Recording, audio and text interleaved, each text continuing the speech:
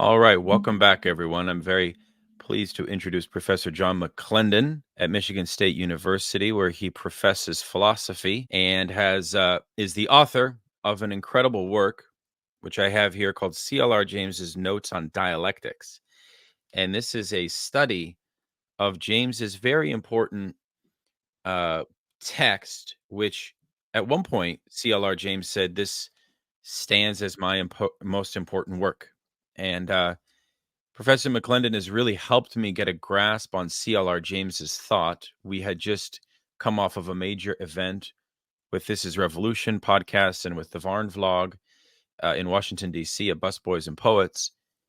And so, John, your book was very useful for me thinking about Hegel, about Marx, and how C.L.R. James read the philosophical task, really, of Marxism, of Marxist-Leninism. And before we discuss this book, that's our main objective tonight. I'd like for my audience to learn a little bit more about you. Could you share a little bit more about your research as a scholar and as an intellectual? Sure. My research as a scholar is actually established on, and how it came to philosophy actually is by way of activism. So, as an activist, very early on, it became apparent to me that there was a need to have a deeper understanding of the connection between theory and practice. And as I delved into this question, it became apparent that philosophy was very crucial to understanding the notion of theory and revolutionary theory. And so, as I embarked on that task, I came across Dr. Kwame Nkrumah's book, Consciousism, which was published in 1964. I discovered that in 1969, and it opened a very important door for me. And in fact, I'm completing now a book which is my assessment of Nkrumah's Consciousism. And I had studied that book uh, over the years from 1969 till this very moment. And so some of you may know that Nkrumah and C.L.R. James had a very close connection. And so I knew of that connection, and that was compelling for me as I got to understand what Nkrumah was trying to do, not only politically, but philosophically, to explore others who he was involved with within the framework of the Pan Africanist movement. And so part of my research then deals with African and African American philosophy, and from the standpoint of Marxist philosophy, and as well looking at Marxist philosophy. I make a distinction between those who study Marxism in terms of whatever discipline, whether it be philosophy, sociology, and the like, and those who are Marxist. I think it's very important to make that analytical distinction, that to have Marxism as a subject of investigation does not of necessity mean that it is a method of investigation. For me, not only is it a subject of investigation, but is in fact my world outlook. And so I approach Marxism both as an object of inquiry and from the standpoint of Marxism. And hence, along with the other areas of study that I do, I look at philosophy of religion, for example. Now, some may say philosophy of religion. Yes, I think it's very important to understand that from the standpoint of Marxist-Leninist philosophy, that the discussion of religion is a very critical question. And in fact, if we understand Marx's critique of religion and what that meant in terms of the context of German idealism in the day of Karl Marx, we can see it's very important in terms of the context of today. So I've written two books in the area of philosophy of religion. along with co-authoring a book on the history of philosophy and an introduction to the very subject matter of philosophy from the standpoint of the works of African American philosophers. What I discovered in my study of philosophy, beginning with that book, Consciousism by Dr. Nkrumah, was that very few people were aware of the fact that people of African descent had engaged in philosophy. It was almost as if the idea of being of African descent and philosopher was an oxymoron. And so I began my research on the quest to amplify what it meant to think in terms of African American and African philosophers. So those two areas of my work, African philosophy and African American philosophy, is informed by that particular background, along with the fact that social and political activism was a groundwork and springboard for my work. I'd also look at social and political philosophy. And that becomes then the framework in which I understand philosophy and shape it in the standpoint of the academy. But the impulse and the aim of my work has always been from the standpoint of activism as a movement activist going back to 1969 as a study of philosophy. And I began teaching in 1969 Hmm. at a community level um, as a part of my activism. So I've been teaching now for a number of years since 1969. Now, how did Marxism become a worldview or a well, first of all, there's many questions I have about what you just stated, which is very helpful and interesting. My first question is Marxism. What does it mean to you? Is it a philosophy? Because you say in your book on C.L.R. James's notes on dialectics that for James, Marxism was a system of truths based on logical abstractions, organized according to the method of Hegel and reflected in the movement of human history, right? And these are truths that are not empirically arrived at, right? And so therefore philosophy as for a Marxist is kind of inescapable. I would say that if you want to take Marxism seriously, it's inescapable. I know a number of people over the years who have embraced Marxism and knew very little about philosophy. And so one of the tasks that has been a part of my journey as an activist is being educating people to the importance of the philosophical dimension of Marxism. How I came to it was not directly, however. I go back to Nkrumah's Consciousism. I began initially as an African American nationalist who saw the question simply as a combat between black and white, Africa and Europeans, and Africans trying to find a way, and by Africans I mean all people of African descent, trying to find their way through white supremacy and domination. But in reading Nkrumah's Consciousism, it became very stark and very sharp to me that Nkrumah was not approaching philosophy from a narrow nationalist viewpoint. And in fact, the greater part of the book deals with his assessment of Western philosophy. And his accent is on the primacy of materialism against idealism. And so I had to work through that and become aware of what was going on here because he wasn't throwing Western philosophy out the window by saying, well, I'm only going to look at African works. I'm only going to think in terms of the African conception of the world. But he began with a very critical assessment of many of the leading European and Western thinkers. And so I had to come back then and say, and why this notion of dialectical materialism and the primacy of materialism from a Nkrumah's standpoint.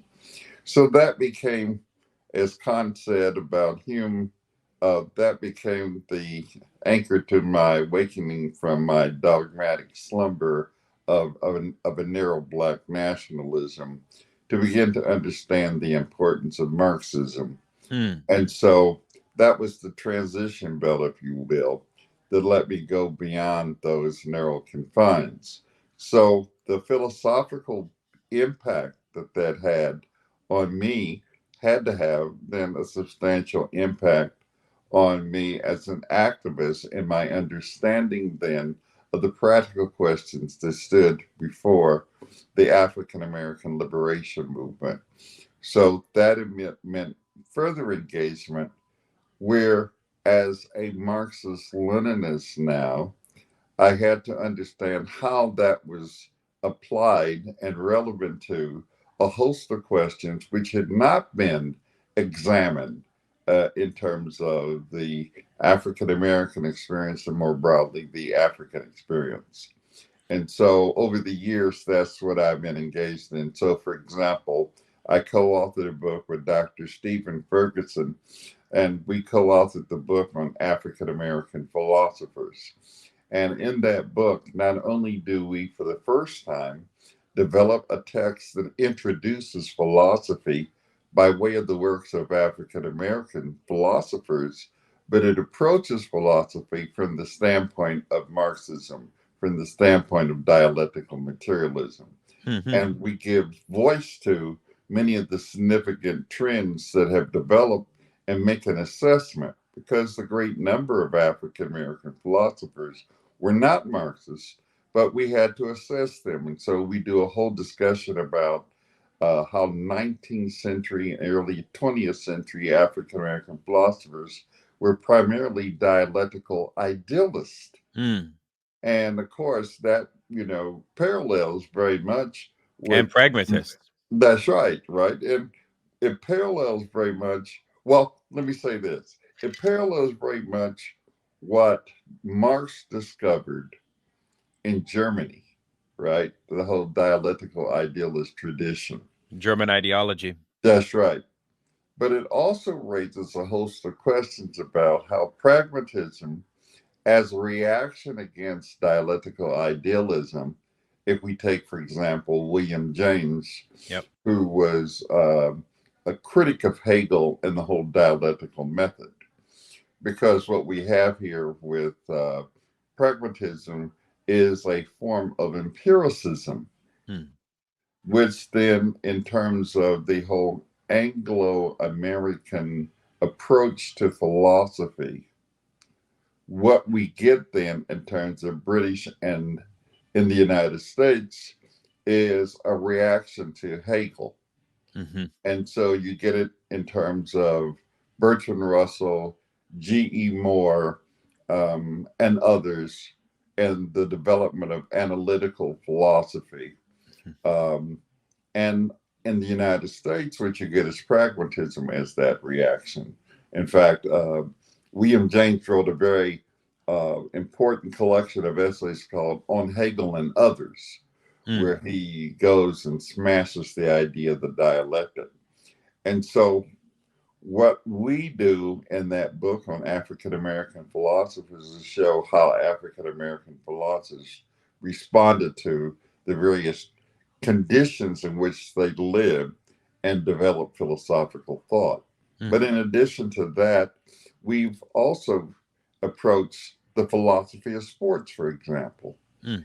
and from the standpoint of a materialist analysis. And so, what that means is that Marxism is not a dogma, it's a guide to action. So now we enter into areas that Marxist thinkers have not entered into, while C.L.R. James, of course, entered into the philosophy of sports in his book Beyond the Boundary. We enter into that in terms of the African American experience in sports, which is a different experience. And the title of our book is Beyond the White Shadow. Hmm. But what we developed then is new sets of categories to understand the very notion of sports. And so that's what Marxism has engendered in terms of my thinking and the work I've done with Dr. Ferguson.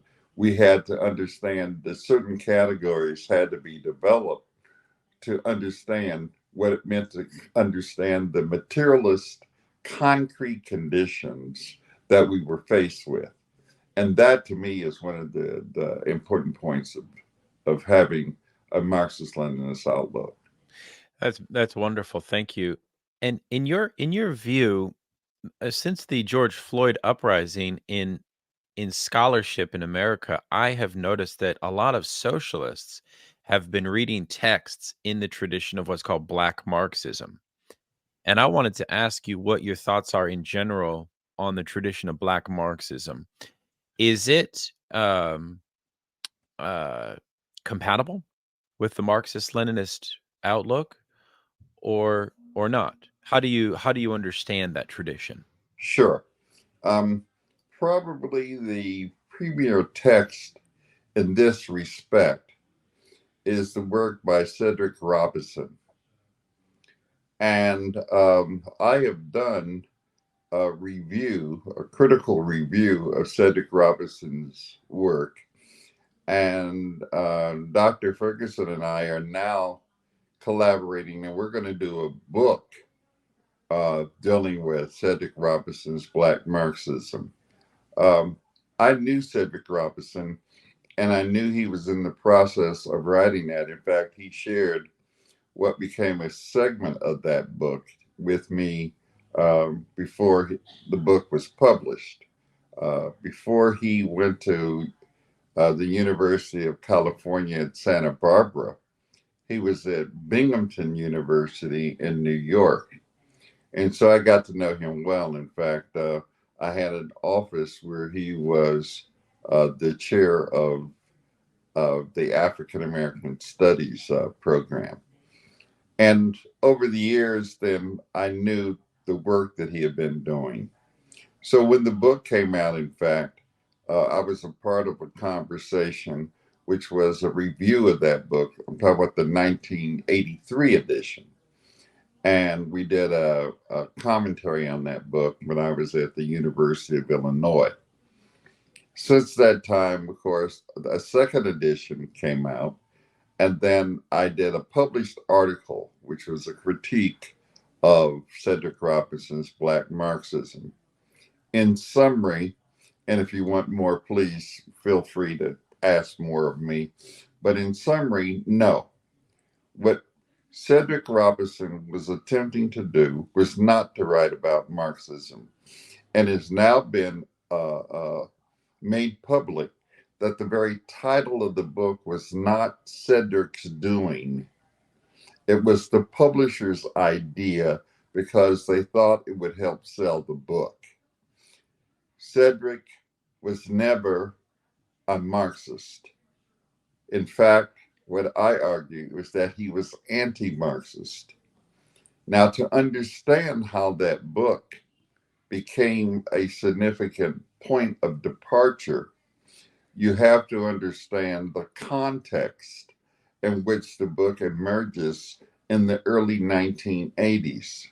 Because in the preceding decade of the 1970s, there had been an intense ideological struggle between those who saw themselves as Marxist and those who saw themselves as nationalist. And it reached its apex during what was the African Liberation Support Committee. And the African Liberation Support Committee emerged in 1972 out of galvanizing support for the liberation movements in Africa. And the massive march took place both in Washington, D.C., and in California, and even throughout Canada and the Caribbean. And this development as a movement then led to an ideological struggle between those who were Marxists and those who were nationalists. And in fact, as we think about Howard University, the videotapes of the African Liberation Support Committee debates were held, and they're still being held at Howard University. And I have Ethelbert Miller to thank because I first saw the videos. I was there at the debates, but then he alerted me that they had videos. And so I saw those videos today. They are available to the public through digital form. But that debate between Marxist and nationalist is the context for understanding Cedric Robinson's book. When Cedric Robinson writes Black Marxism, you will notice that there are three people who become prototypical of what he wants to identify as a Black Marxist: Dr. Du Bois, Richard Wright, and C.L.R. James. Now, why is that important? Prior to the Cedric Robinson's book, there is a book that came out in the late 1960s called The Crisis of the Negro Intellectual, which was authored by Harold Cruz. It became a bestseller. It was a book that blew a lot of people out of the water because it was an overt attack on the Black left. Cruz, who'd formerly been a member of the Communist Party, had a vendetta against a host of people. And in that book, he lodges an attack on everyone he could think of in terms of being associated with the Communist Party. Now, in that book, Du Bois and Richard Wright, of course, are there. C.L.R. is not, because C.L.R., being associated with the Trotskyist movement, was not in the Communist Party.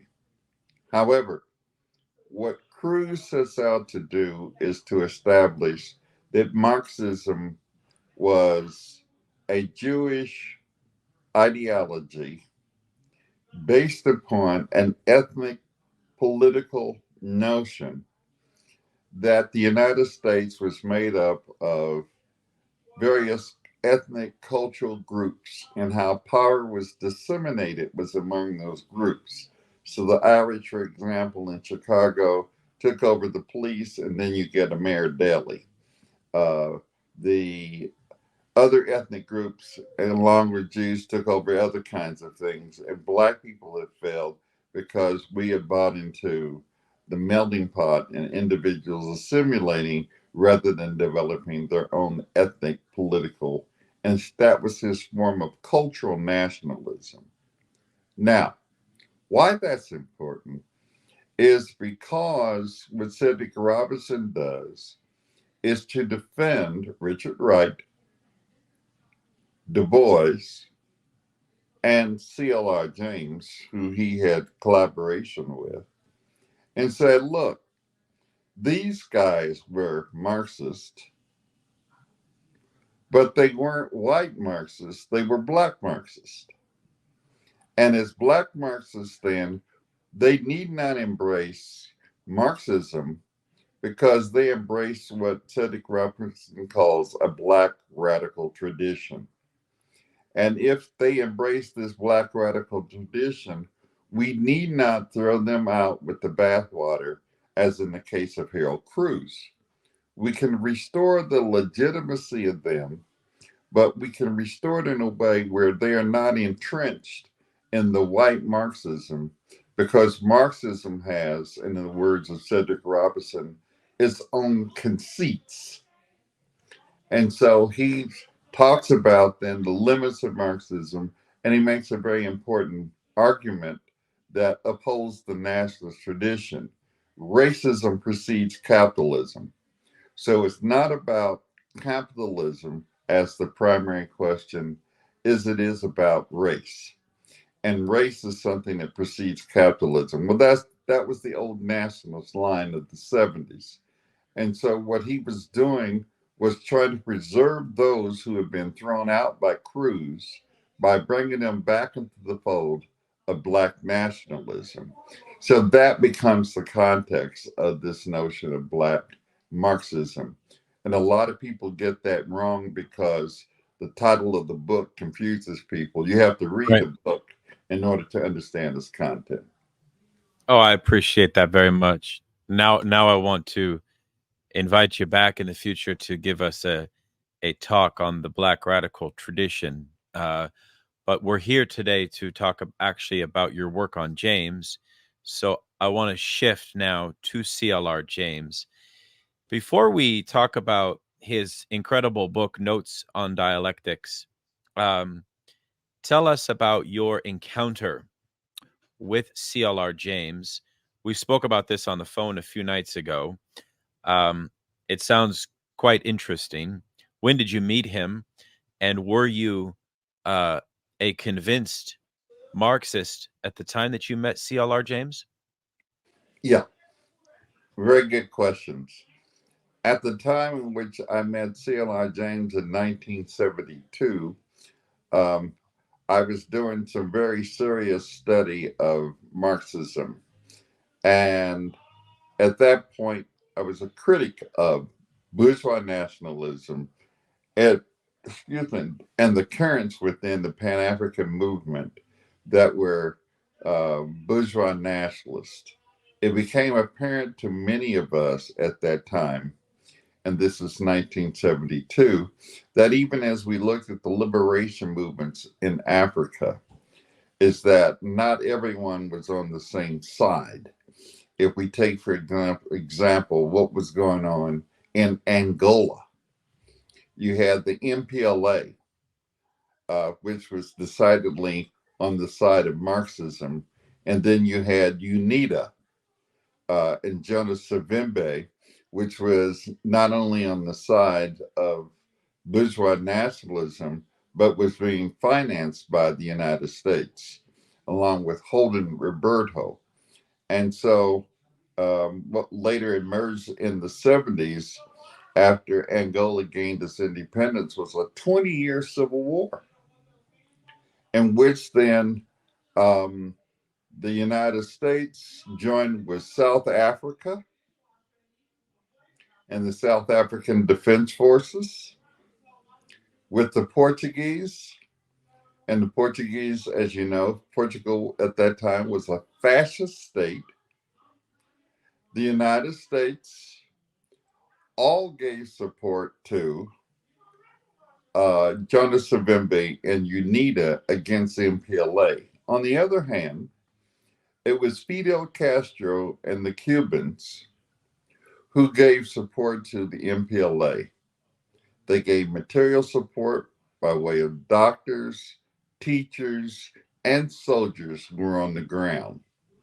A remarkable expression of international proletarianism. And so in 1972, I was convinced that Marxist-Leninism was the road to take. And if we look at Frelimo, which was another uh, um, Portuguese colony of Mozambique and the liberation movement there, if we look at Guinea-Bissau,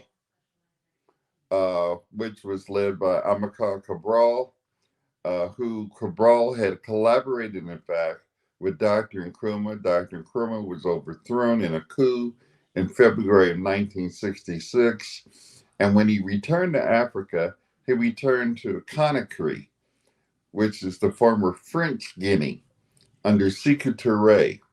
And Sékou Touré gave um, full support to the Guinea-Bissau movement in Amilcar Cabral.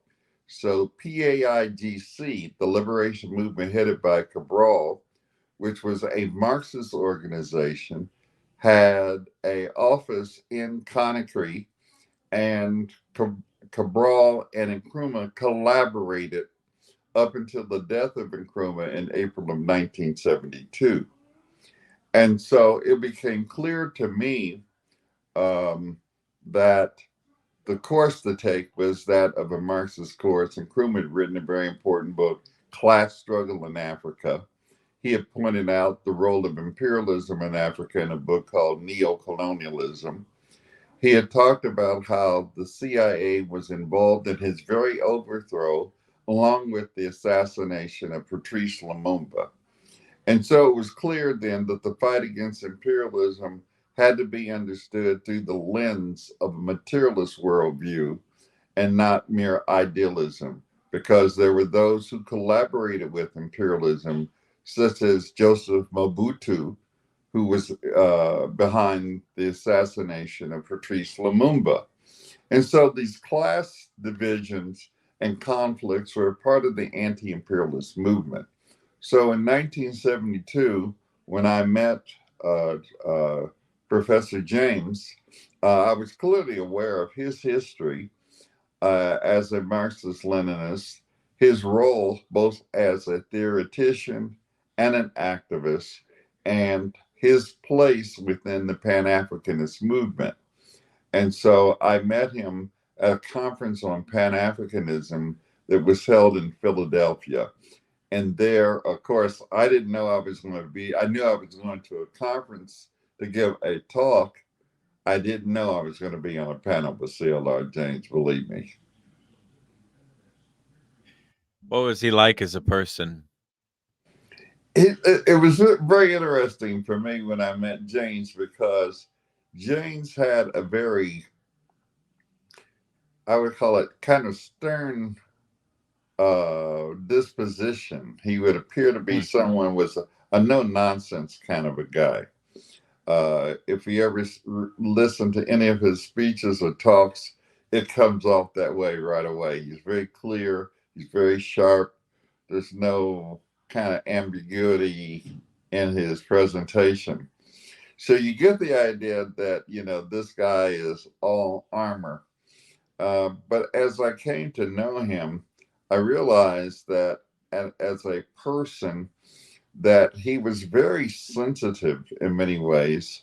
And if you look at his literary work, that comes out. When you look at some of the things he does in terms of cultural assessment, if you look at the love letters that he had published, it becomes quite, clear that this was a man who, despite the gruff appearance, if you will, had this soft spot. And it became evident to me at a point in which, at Howard University, where he taught in the African Studies program, the African Studies program at Howard University was the first to be erected in the United States.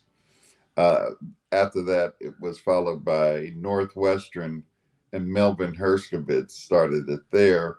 At Howard, it was several people. Leading them was a person, Dr. William Leo Hansberry, who became a specialist in ancient African history.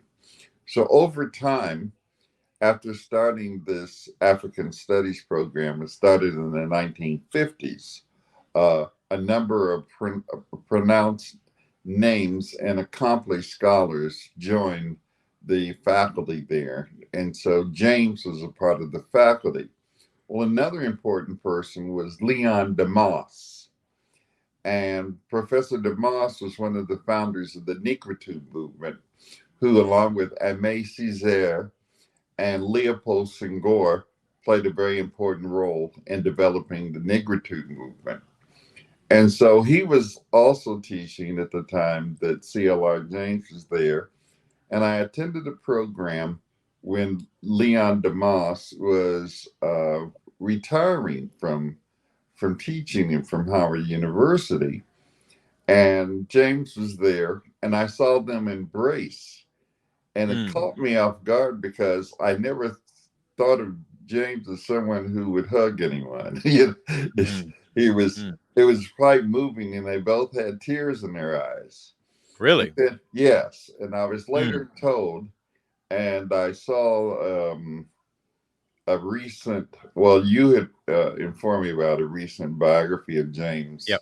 Yep. John Williams, I believe, is the name of the author.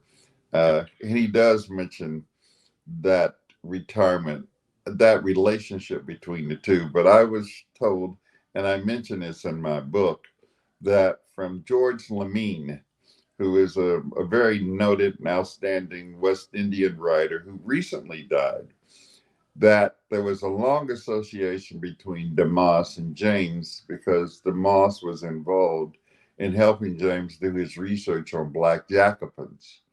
So Mm, they have been tied together since the 1930s. mm. And because DeMoss spoke French, he was able to help do some of the translation of the French documents I that think they were going I think through. James, according to John Williams, James was conversational in French, and I believe that he also read in French because when he was in the Trotskyist movement, he would visit Paris frequently. I think in part to meet with Trotsky and other leaders. So that was mentioned, Yeah, but yeah, yeah. yeah, He I had no. wanted to. What wasn't that he didn't have any knowledge? It's just that DeMoss had a greater knowledge Got and it. was able to help James with the nuances that some of the manuscripts had. What was your assessment of C.L.R. James's Marxism in the year 1972 when you first met him? Because he had long since left the Trotskyist movement. Um, but as you document in your book on James's notes on dialectics, it's not as if James was a clear-cut Marxist-Leninist, even if he professed to be. He was something more unique, perhaps you could say. Um, what was your? But I want to ask you what your first impression was. Yeah, my first impression was that um, James stood out at Howard University because the dominant current at Howard at that time was bourgeois nationalism, even within the framework of the African Studies program. But James stood out because James would actually walk around campus and you would see under his arm a volume of Marx or something by Lenin. I mean, he would publicly display that. He would sit with students and he'd open up, a volume of Marx and point out issues and this was informal discussions that he would have because he would conduct, besides his classes, a lot of informal political, what we call PE back in those days, political education sessions. So it was quite clear that he was not trying to get around that identity in light of the dominant bourgeois nationalist tendencies, which I had indicated by the 70s have become very intense, this very intense ideological debate between nationalists and Marxists. So he was obviously committed to that. But with James, however, and what became important was that he always linked his understanding of Marx and Lenin to the plight of other people, and particularly people of African descent. So you can't read Black Jacobins without understanding that. You can't read Pan African Revolt without understanding that. You can't read the many pieces that he wrote on what was called then the Negro question, which became later known as the national question, without having that understanding. You can't read what he says about the Caribbean more broadly. You can't read what he says about what's going on in Africa more broadly, because he wrote very extensively about Ghana and Nkrumah. He wrote extensively about Julius Nyerere and Tanzania, and he was involved in many of the movements that he wrote about. So what you see in James then is a concerted effort to apply those principles. Now, my criticism of him centers on the deeper philosophical dimensions where he moves from doing Black Jacobins, which was a historical work, to exploring more deeply the philosophical dimensions. And there, early on in the book, I point out, and others agree with me, Ricky Cambridge, for example, who I cite, talks about the fact that James was not a trained philosopher. And so, therefore, some of the issues that he's trying to address, he really didn't have the wherewithal that he had as a historian, for example, with Black Jacobins, to understand. So some of his mistakes were mistakes, I think, out of the lack of a certain proficiency within aspects of philosophy. And in particular, his understanding of German idealism and the focus that he gives to the relationship between Kant and Hegel. I think that's one of the real sticking points, if you will, for James in his understanding of Marx and philosophy in terms of the German idealist background. So, for example, when he talks about Kant, he talks about the notion of understanding. Right. And when he talks about Hegel, he talks about the notion of reason. And then he sees these fundamental differences between them at the core of what then becomes problematic to understanding the Marxist dialectic. And so he begins to think in terms of, in this case, Trotsky as being caught up in the Kantian notion of understanding and not embracing the Hegelian notion of reason. Right.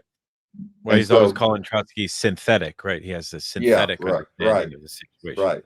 And so those kinds of misunderstandings of German idealism is what I tackle then in the book because it Yeah. becomes necessary to understand the overriding Yeah. dynamic of German idealism.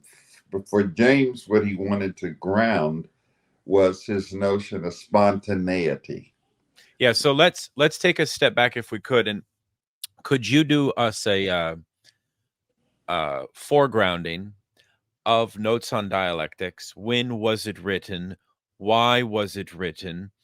What is the ideological, and here I mean political, world that James is responding to? And let's start there, and then we can kind of move into the philosophy, because I feel that what's very unique about the book is that he's kind of imitating what Lenin was doing at the crisis of the war by retreating to Switzerland and working on Hegel. But that was a strategic choice. It wasn't just like some like Socrates head in the clouds kind of thing, right? It was actually, the argument was that you need Hegel to solve things on the ground. And that's what James believes. And also you might also want to mention, of course, the trio of Raya Dunavskaya and the trained philosopher of the group, Grace Lee Boggs, who was also a specialist to some extent in the German language and was translating. I think she actually translated Marx's 1844 manuscripts. So could you set the context before we get into the philosophy? Sure, sure. The context is important because what had happened over the course of event, the collaboration of the three, Raya Dunyaskaya, um, Grace Lee, later Grace Lee Boggs, and C.L.R. James, who was known as J.R. Johnson, and Forrest was the name that Dunyaskaya had. So they became known as the Johnson Forrest tendency within the Trotskyite movement. Now, over time, there were a number of dynamic splits and debates within this movement. And over time, the Johnson Forrest tendency found itself moving within different factions that had developed. Ultimately, though, what James concluded and what the Johnson Forrest tendency argued was that Trotsky got it wrong. And so it's no longer a matter of Trotsky versus Stalin, it's that Trotsky got it wrong. And now we have to articulate a whole new conception of the politics surrounding the Soviet Union. In order to do that, we have to go back to philosophy to understand the question of change and how then categories change. And in a lot of the literature that you'll find in the Johnson Forest tendency, and what you'll find in notes, is the re-emphasis on this word categories. The categories change, they're not static. Now, you may wonder, well, what do we mean by categories? And I always summarize the notion of categories because it gets confusing for a number of people, even for some philosophers, but definitely for people who are not philosophers. Categories are basic conceptual units that become foundational within a conceptual scheme. That's what categories are, basic conceptual units that become foundational within a conceptual scheme. Now, once you understand what those concepts that are foundational, you're talking about the categories, whether we're talking about the categories universality, or we're talking about the category particularity, or we're talking about the category mode of production, or we're talking about the category means of production. Once you understand what that is, then for James and the Johnson Forest tendency, something about basic categories Trotsky got wrong. And for them, it was that Trotsky saw the Soviet Union as a worker state. And he qualified that, however, by saying it was a degenerated worker state. So it wasn't quite what it should be, but it wasn't capitalism. And what James and the Johnson Forest tendency came to conclude, far from it, that what you had in the Soviet Union was not a degenerated worker state. You had a new category, and that new category was called state capitalism. So if you have a new category, the question becomes for James and the Johnson Forest tendency, how did Trotsky get this wrong? How did he not understand that there was a new category? And James concludes Trotsky got it wrong because Trotsky did not understand the dialectical movement of categories. He saw his categories as fixed and finite. And so he goes on then to talk about then this notion of fixity and finitude regarding categories. Now, I take that up in the book in terms of the philosophical content, but in terms of the context why this is so important is because now that puts the Johnson Forest tendency outside of the Trotsky Stalin polemic. Now it's not just that Stalin is a bad guy, but Trotsky got it wrong. And we have to offer an alternative to the Trotsky Stalin debate. And where most people who saw themselves in some way as Marxist Leninists at that time were choosing sides between those who supported Trotsky or those who supported Stalin, the Johnson Forest tendency said, no, both of them are wrong, but we got to explain why. And the why is a deeper question than political policy or tactics or strategy. It's a matter of philosophical analysis. And this led James in to say, okay, what I have to do now is to go back and study very closely the essence of Hegel's dialectic so that we won't get our categories wrong. And so James goes to Nevada. Uh, some of the people in the movement called it the Nevada document, his notes on dialectics. And there he goes off to Nevada and begins to write what becomes known as Notes on Dialectics. Now, this published work really wasn't published until 1980, when he got a formal publisher to publish it. prior to that, it was really a document. I call it a movement document because it passed underground by hand, and it was a mimeograph text that people read and would pass on to others. And this is what James shared with me and gave me a copy of. It sits on my bookshelf back here. And when I met him in Washington, D.C. And so that document then became the basis for the articulation and amplification of the Johnson Forest Tendencies political position with regard to the Soviet Union and state capitalism. That's incredible. Thank you for that overview. And it is remarkable that it was a mimeographed, almost underground, kind of like a I mean, Lukács, when he was attacked after he wrote History and Class Consciousness, in his response to Ruda, he says, well, this was always meant to be a discussion document.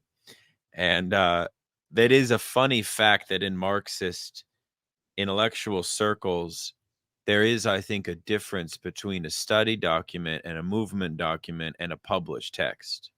Right. Because they have different intentionalities. There's different intentions. When I read Notes on Dialectics, I actually find it an incredibly creative intervention, because I think that's part of what reading a lot of Hegel does to a thinker, is you sort of imbue a lot of that same Hegelian madness yourself as a writer.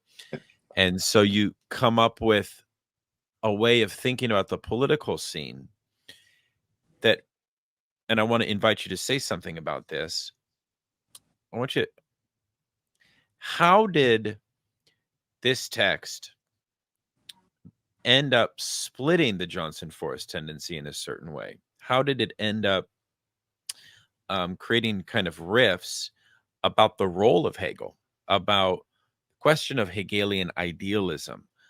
And if you could also, of course, perhaps define some of those riffs and how James lands on them, because one of the most original contributions you make in your book, I think, is that you actually show that C.L.R. James adopts a type of idealism that undermines his otherwise Marxist materialist commitments.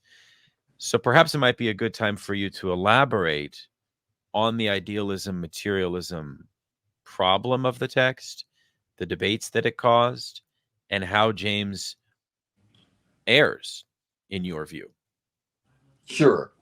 And I think that in the beginning, what I bring in is two really important approaches to understanding how Marx tackled Hegel.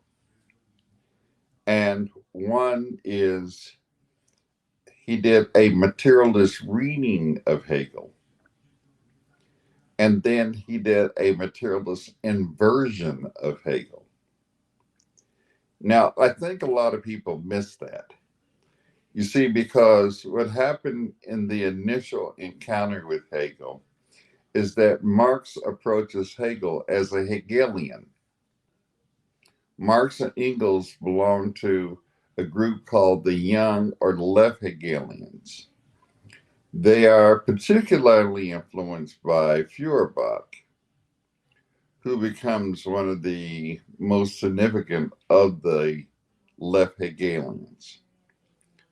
And they are under his influence. And so even at the time when Marx writes his doctoral dissertation, and a lot of people get this wrong who don't understand both the context and the content of the dissertation, because he writes the dissertation on Greek materialism. He's looking at Democritus, for example, and Epicurus. So some people see that and say, oh, well, Marx, at the point in which he wrote his dissertation, was a materialist. No, he was not. And his concern was not materialism versus idealism. His concern was trying to understand change in light of this mechanistic materialist conception of Democritus and Epicurus, and what it meant then to develop a concept of motion and change in light of a materialist verb. He was very much a left Hegelian at the Yeah, very a lot of people say it was the theses on Feuerbach that broke him from Feuerbachian idealism. That's kind of one of Althusser's arguments. And the funny thing about the theses on Feuerbach, by the way, I don't know if you ever thought about this, but the theses on Feuerbach is kind of like a movement document. It was never published. And actually, Marx and Engels wrote it kind of for themselves as a way to remind them of where they want their theory to go. Right. So that's, again, a very interesting thing, I think, for people listening to understand that you can write something and you don't necessarily have to have it published. It can also serve a different function. And yeah, it's very interesting, you know? sure. And I agree with you 100%. In fact, what I did in the book is, and it was a kind of play on that. I don't know if you remember that, but I did this kind of thesis on James at the very beginning of the book. And it's really a play off a thesis on Feuerbach, right? So And this is, you number them. You number them. that's right. That's right.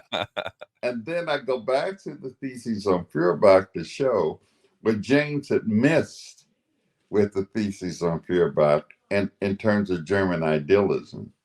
You see, because the thesis on Feuerbach brings out some very important things about German idealism. And what James wanted to elaborate on was that the spontaneous, this is his political thesis now, the spontaneity of the working class can be reduced to the philosophical principle of the active movement of the categories. The categories, and he says, are not fixed or finite. Now, there's a lot of philosophical problems there, but before I go into that, what becomes significant is that when we look at Marx, Marx is critiquing left Hegelianism. So when we look at Marx and we look at his evolution, and I should say Marx and Engels because they collaborated on much of this, whether we're looking at the Holy Family, whether we're looking at the economic and philosophic manuscripts, whether we're looking at the Grundrisse, whether we're looking at the German ideology, which, as Marx lamented, was left to the growing, left to the criticism of the gnawing rats. That in each effort, it was an attack on this left Hegelianism. Now, why is this important?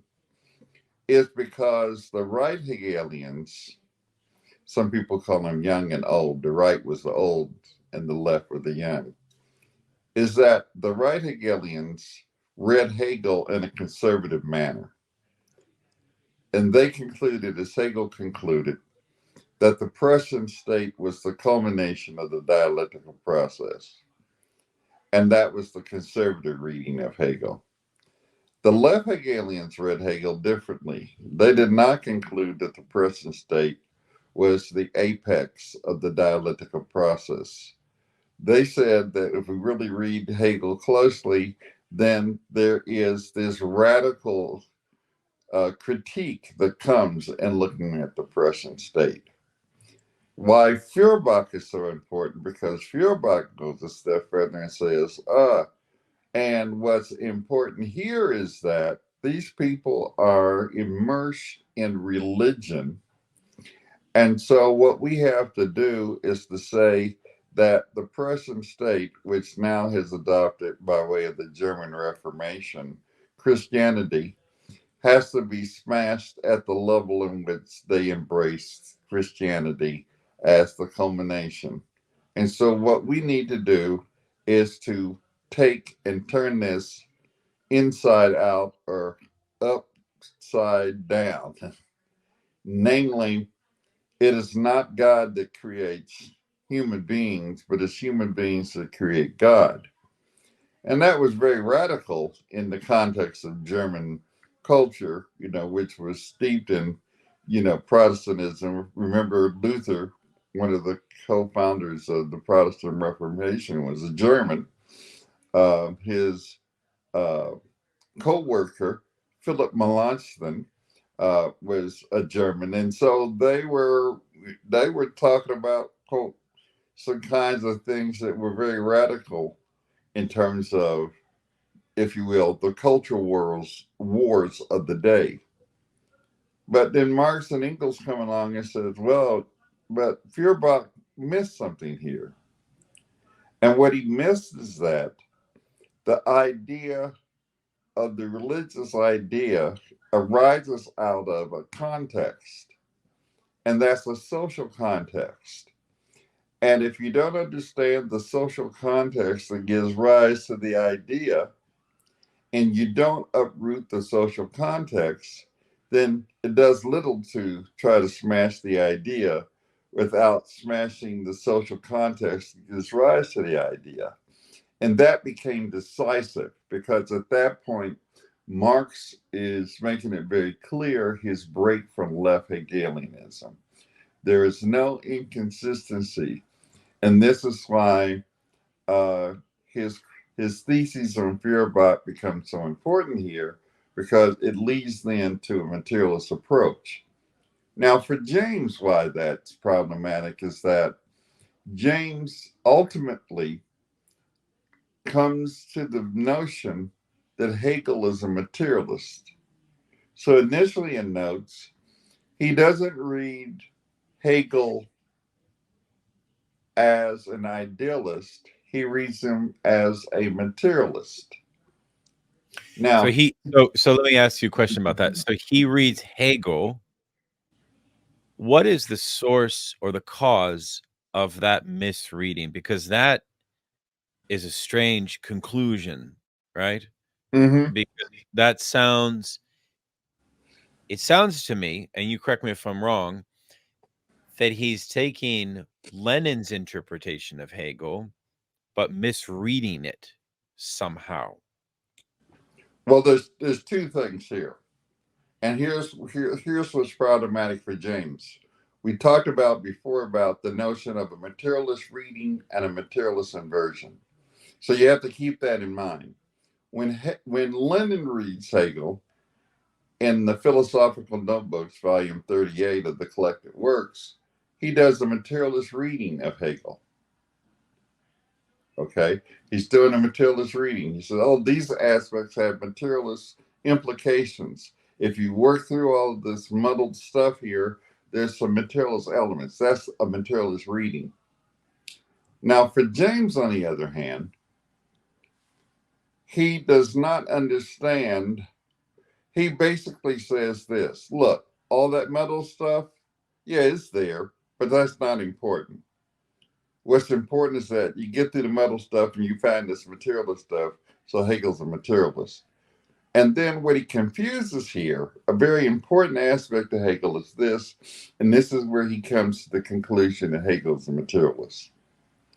Hegel, unlike other idealists before him, does not deny there is a material world. So in Hegel's philosophy, he recognizes there's both nature and society, and that is a part of reality. But how Hegel sees it is as an alienated form of what he calls absolute consciousness. But he doesn't deny nature. In some notions of idealism, nature is thrown out the window, and nature and the material world does not exist. This is what we get with Berkeley, for example. To perceive is to exist. So he throws all that out the window. But Hegel doesn't do that. Hegel doesn't say there's no such thing as nature. He says nature is the objectification and the alienation of absolute consciousness. And so, as absolute consciousness unfolds, we get a stage called nature. We even get a stage called society. But ultimately, the evolution and dialectical process of this absolute consciousness is to return to itself. And is in this returning to itself that we have the culmination of history, and the culmination of that history becomes reason itself.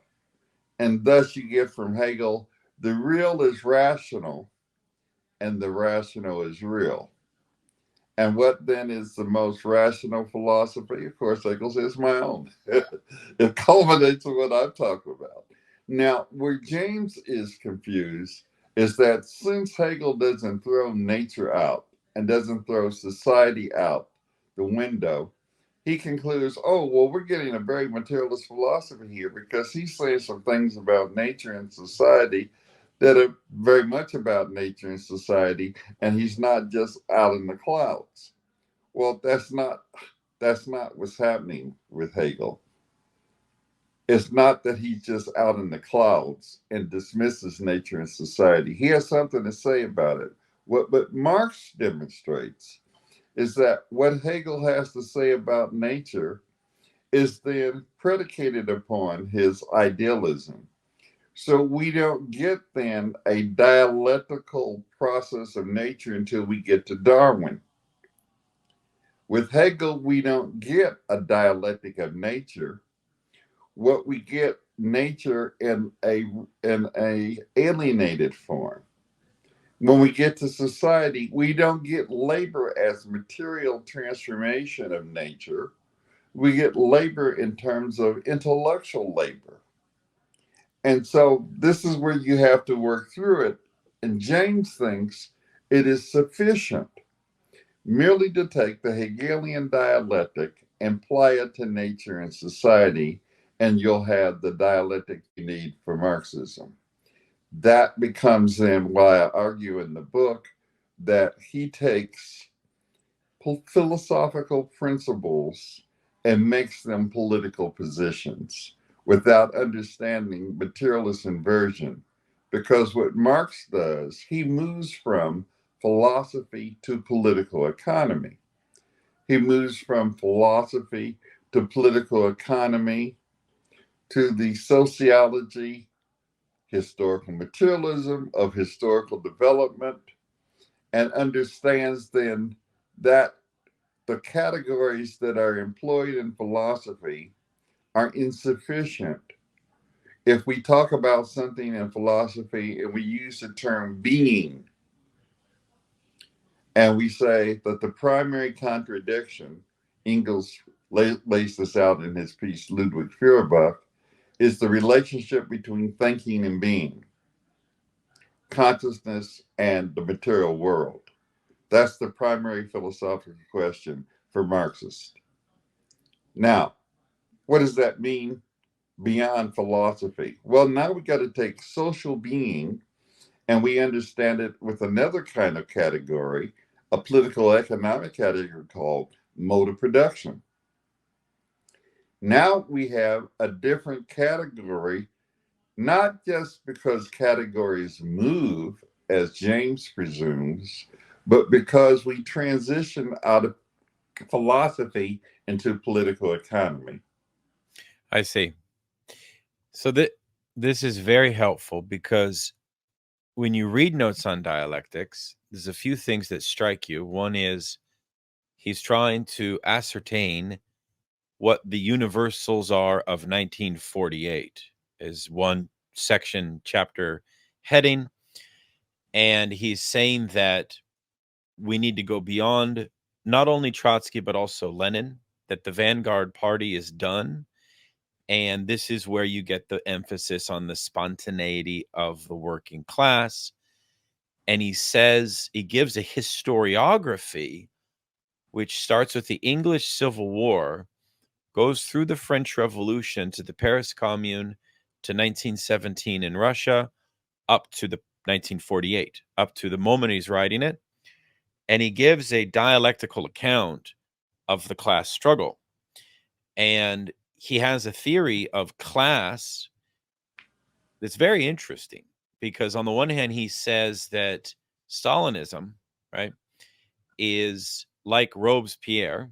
It's a kind of perversion of the revolution from the position of the petit bourgeois. And so, on the one hand, on the other hand, he makes a claim that the working class, if it is able to break from the petit bourgeois bureaucratic stranglehold over it, that appears also in the West, but is most pronounced in Russia under state capitalism, then that spontaneous uprising will somehow be liberating for the working class. But it seems to me that he doesn't think that in a mediated way. And I wanted your opinion about that. I wanted your opinion about how James thinks this very interesting dialectical, almost historiography of classes, because it seems that there's only three classes. There's the proletarian, there's the petty bourgeoisie, and there's the bourgeoisie. And he says that knowledge, and I find this very interesting, really, for Marxist theory of emancipatory knowledge is really only for the working class. The proletariat and the petty bourgeoisie, the knowledge that they have is not going to produce a change, or you know what I mean? You may not get into it too much in your text, but I was curious if you might share your thoughts on that kind of, James's historiography of class in the book. Sure. One of the things that James does, and this is where the historiography and the philosophy become, and philosophy becomes a constraining factor in how he makes this assessment. If we go back for a moment and we think in terms of the notion of spontaneity, which he wants to argue for, is predicated upon a certain conception about German idealism, where he fails to understand that the fixity of the categories and the finitude of the categories are not synonymous. He conflates those. So he assumes then that Kant, because he embraces this notion of the categories as finite, therefore the categories are fixed. And this is at the crux of why then someone like Trotsky cannot grasp the very class nature of what's going on in the Soviet Union as a state capitalist formation, right? So Trotsky is still talking about degenerated worker states. So the class formation that happens within state capitalism misses him.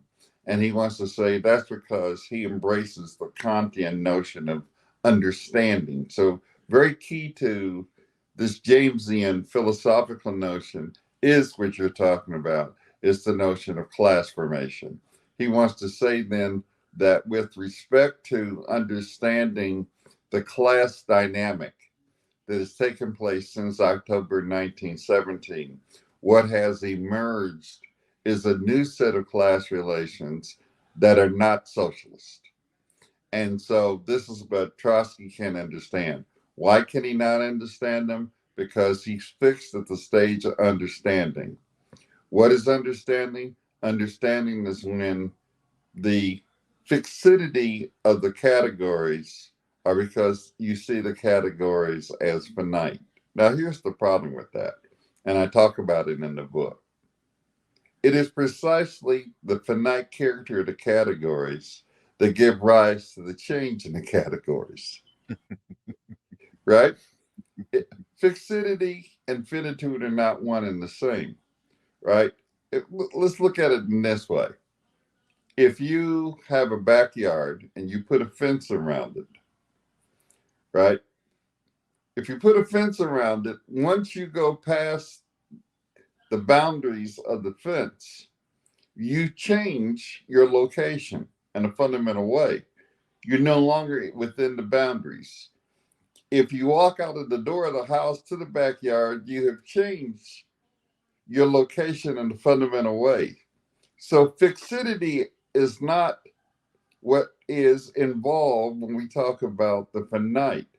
Rather, motion is precisely presumed by the finitude that we face, because each limit then is dialectically addressed.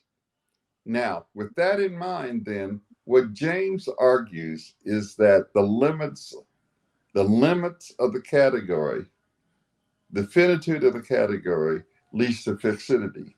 So he wants to say, well, what happened in 1917 and what's happening now in 1948 means we have to come up with new categories. Here's what's problematic, and this is where his idealism comes into play. And I also argue in the chapter where I take up James and Lukács and James and Althusser, I argue this problem. And it's precisely where you begin to understand that when we talk about the change of the categories, we have to understand what categories are appropriate in light of the materialist analysis that we invoke. We cannot do that a priori. And that's what James wants to do. So he wants to say, okay, we need to change it. Where do we go? And so now he's looking for it. So spontaneity, for example. Spontaneity is an inherent part of German idealism. One of my critiques of James here is that James doesn't understand Kant. His Kant-Hegel antithesis is wrong because Kant brings spontaneity to the table. In fact, Marx talks about that Kant brings spontaneity to the table. Now, how does he bring it to the table? Well, look how Kant begins to work out his own categories and how are categories related to something called intuitions. Now we begin to see that far from not having spontaneity embedded in the Kantian outlook, the Kantian outlook has spontaneity embedded in it. Why? Because it goes back to what Marx said, that German idealism put an accent on the active side of thought. The active side of thought. So this is where the spontaneity is. That's the whole part of the whole framework of German idealism. This is why, for Marx, then, the active side of thought goes against what? The mechanistic materialism that emerges out of France or out of the mechanistic notions that derive from, let's say, the Humean conception, right? That develops with Hume's cause and effect relationships with empiricism. So we begin to see now that what James does not understand is that the very process of class formation is at the center of the materialist approach. What Marx and Engels began to do, and in fact, this is why Marx was so enamored with Engels' position on the English working class and a very important piece that he published that. If you read a lot of Marx at that period, you'll see Marx is constantly referring to English's primary work on the English working class, even in Capital. As he's writing Capital, he says, the best piece ever done is what Engels had to say about the English working class. Look at this. The formation of the working class in England, if you really want to get to the empirical stuff that guides what I'm doing here on a more massive theoretical level, you got to read Engels. Why? Because now when you begin to see the notion of class formation in this study done by Engels, which is, an empirical study, you leave philosophy, you leave the broad categories of philosophy, and you go there. Right. What James does not understand is that you cannot, by way of philosophical analysis, reach conclusions about class formation without making the transition, that materialist inversion that goes out of philosophy to political economy and historical materialism. Yeah, no, that's very helpful, and I feel that you in your section comparing Lukács to James, you say that both thinkers have a philosophical conception of the working class or the proletariat. For Lukács, it's about the resolution of the in itself and the for itself, and the way that class struggle creates a situation in which there's a privileged epistemology, right? There's a privileged access point of the standpoint, and that class struggle is only successful upon achieving that standpoint.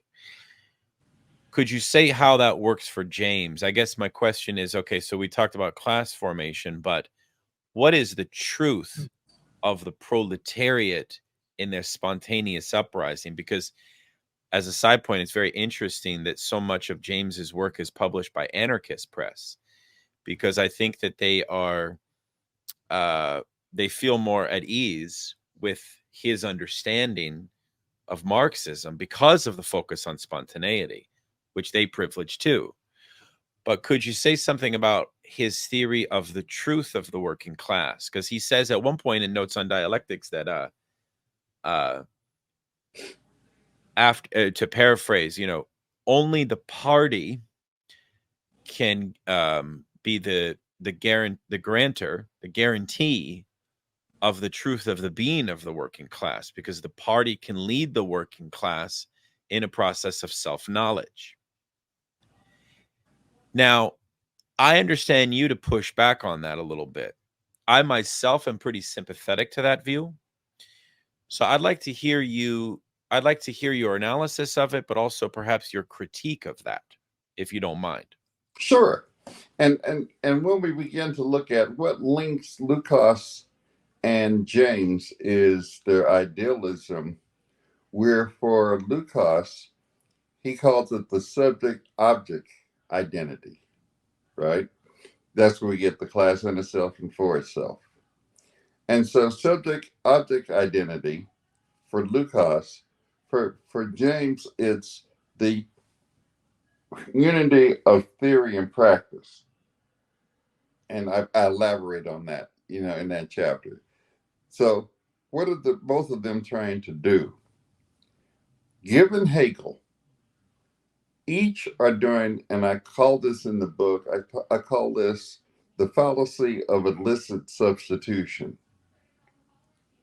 What they attempt to do is to take what Hegel had established through his absolute consciousness and substitute that by saying the proletariat or labor becomes the substitute for absolute consciousness. Because the truth, not only the objective truth, but the absolute truth, is within absolute reason for Hegel. So for Lukács and for James, you just substitute that. You just take out that and say, oh, it works if you do this. So now with Lukács, you have the subject object identity, where now the truth is in the coming together of subject and object.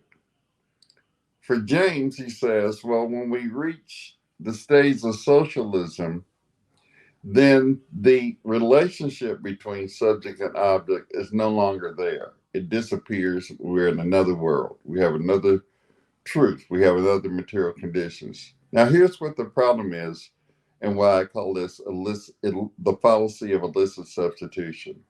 With James, he misunderstands a very important material condition called the division of labor between mental and manual labor.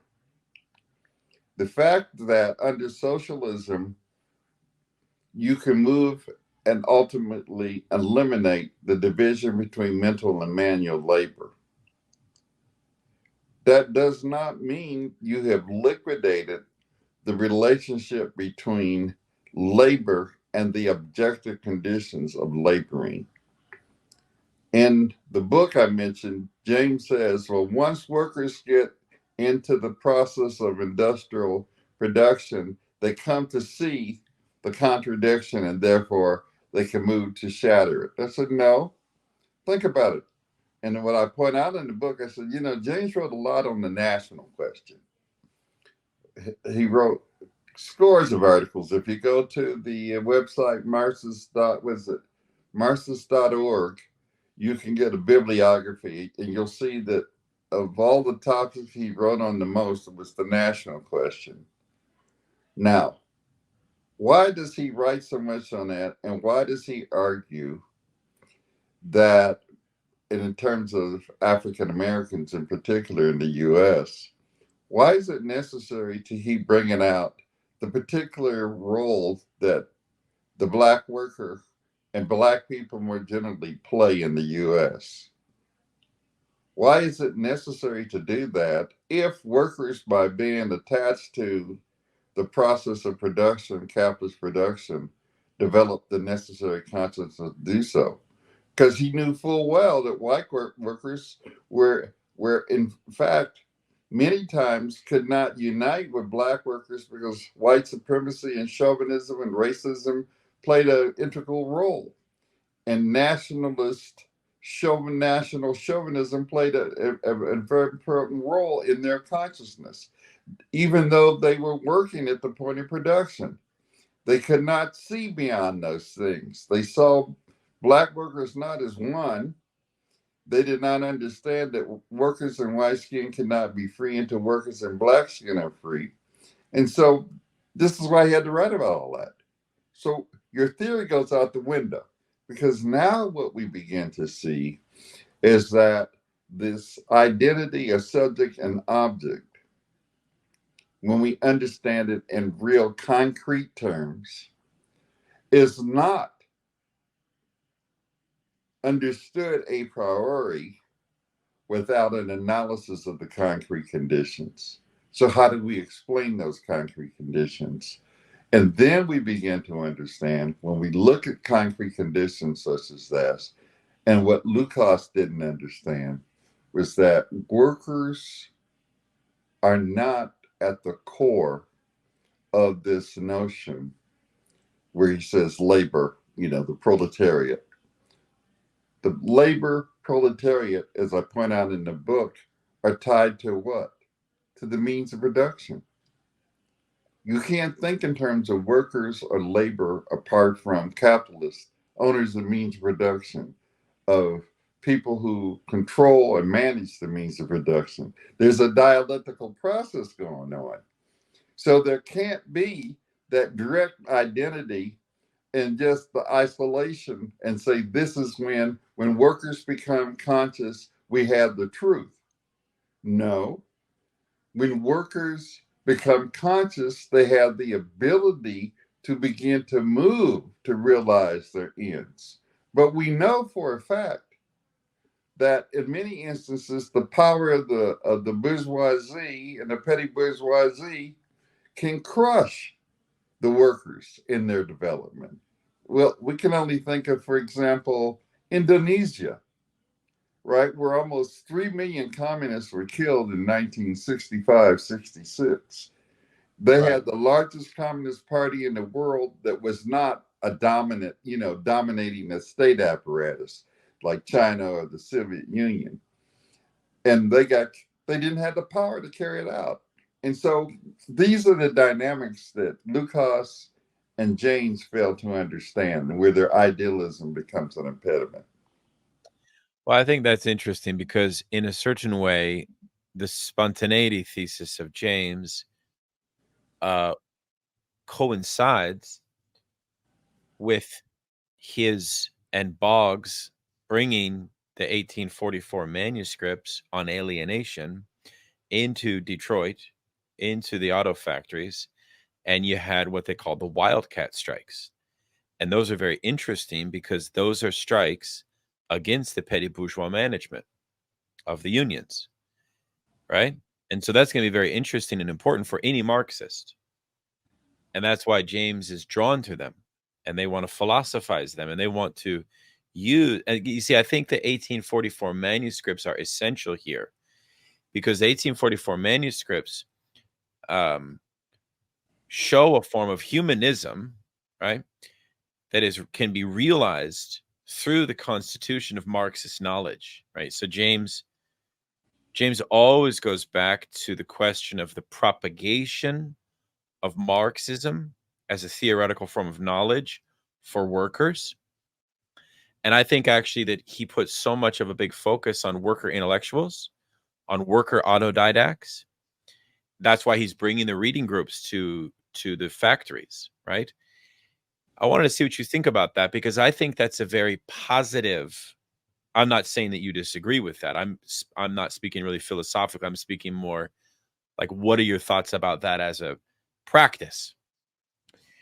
Because as a Marxist-Leninist, wouldn't you agree that Marxist knowledge has to have that egalitarian, uh, you know, transmission?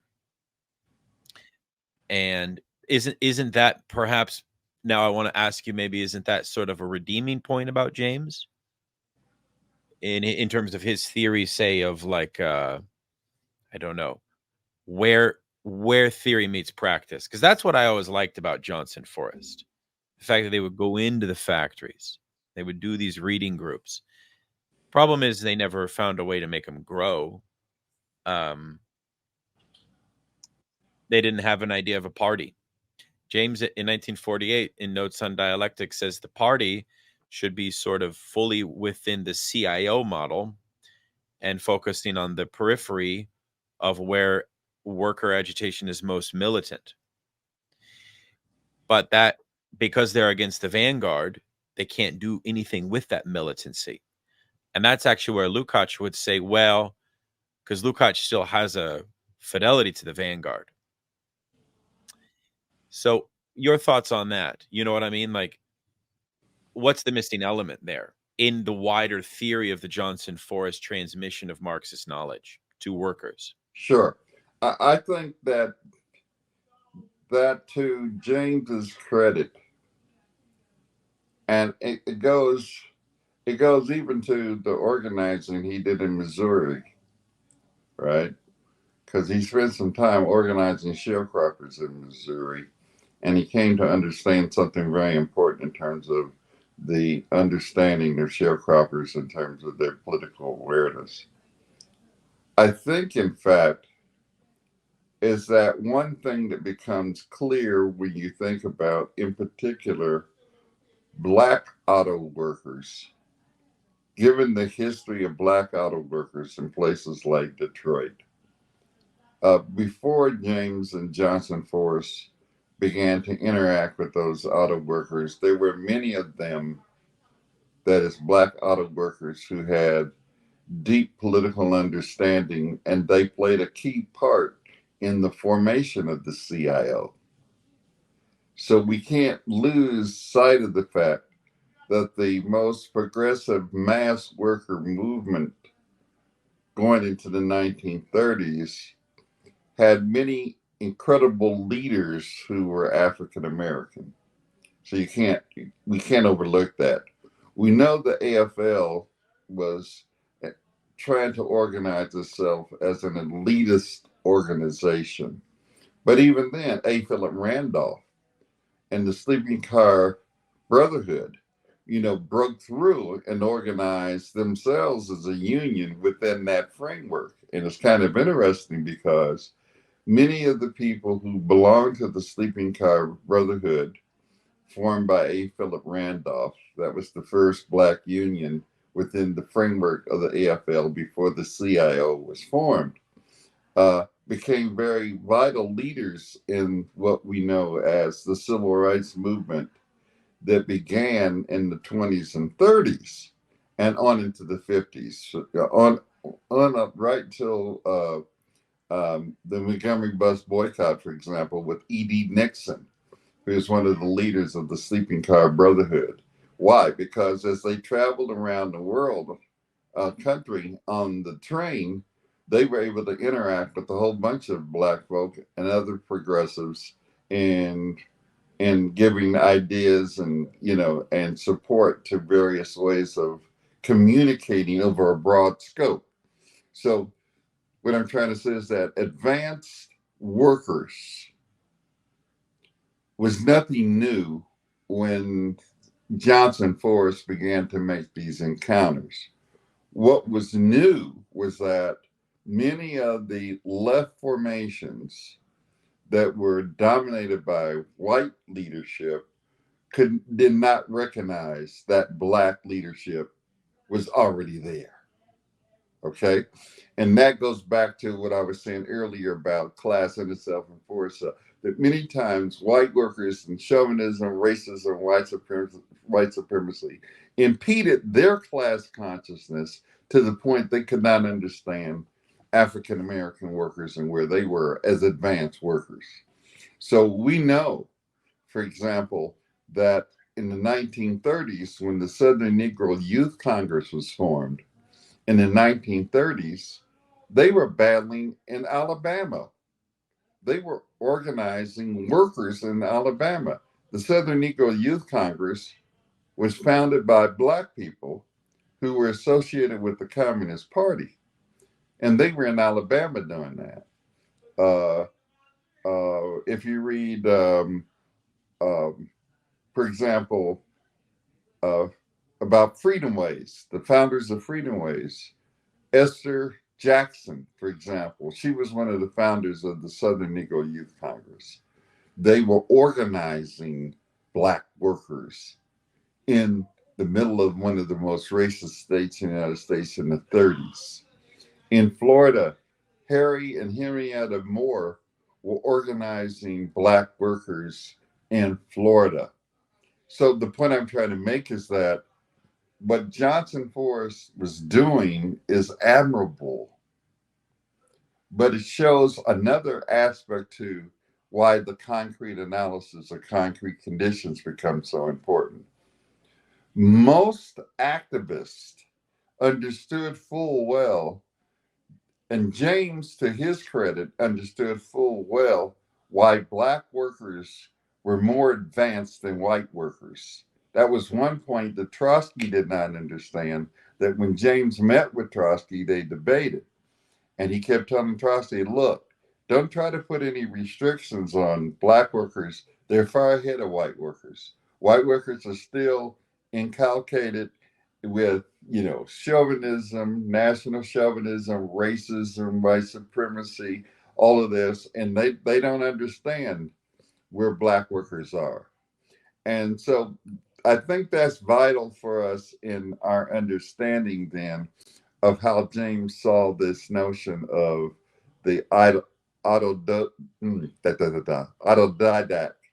Right. Black workers, because a lot of Black people were self-educated in the course of their day-to-day lives. Right. And so they understood the circumstances. In many instances, the choice made by a lot of working class Black people was a matter of caution and what you could do and what you couldn't do in a life and death manner, right? That's why Paul Laurence Dunbar, the Black poet, wrote a very important poem called We Wear the Mask. Sometimes you got to appear like you don't know what's going on, and you know perfectly well what's going on. And there's a whole cultural development, around African American culture, where you talk about then the idea of how do you get around oppressive forces that you don't have enough power to overthrow, but at the same time you want to exist and survive. And so those dynamics and tactics go on.